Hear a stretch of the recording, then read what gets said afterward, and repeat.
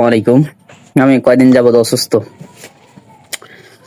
তো আমরা জানি সুস্থতা আল্লাহ তাআলার নিয়ামত, কিন্তু আমি একটা জিনিস ফিল করতেছি যে অসুস্থতা আল্লাহ তাআলার এক বিশেষ নিয়ামত।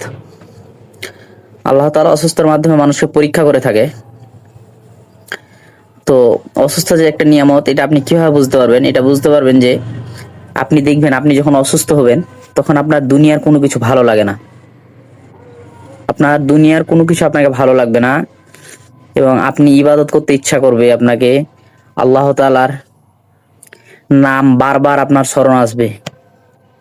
আপনার তখন দুনিয়ার তেমন কোনো কথা স্মরণ হবে না, আপনাকে কোথাও আড্ডা দিতে ইচ্ছা করবে না, কোথাও যেতে ইচ্ছা করবে না, শুধুমাত্র আল্লাহ তাআলার ধ্যান হবে।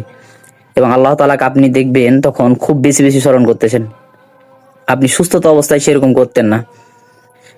তো আল্লাহ তাআলা কোরআন মাজিদে অপর এক জায়গায় বলছেন যে বান্দারা যখন অসুস্থ হয় আর তখন আমাকে ডাকে, আবার যখন তারা সুস্থ হয়ে যায় বা যখন তারা বিপদ বা দুর্দশায় পড়ে তখন আমাকে ডাকে, আবার যখন সুস্থ হয়ে যায় তখন তারা ডাকে না, তখন আবার তারা ভুলে যায়।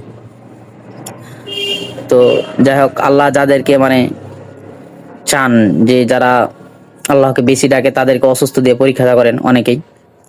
তো এই অসুস্থটা আমার কাছে অনেক বড় নিয়ামত মনে হয়েছে, কারণ এই অসুস্থ অবস্থায় আল্লাহকে বেশি বেশি স্মরণ হয়, বেশি বেশি ডাকি, এবং দুনিয়ার যে চিন্তাগুলো আছে এগুলো চলে যায়, তখন মৃত্যুর কথা বেশি বেশি স্মরণ হয়।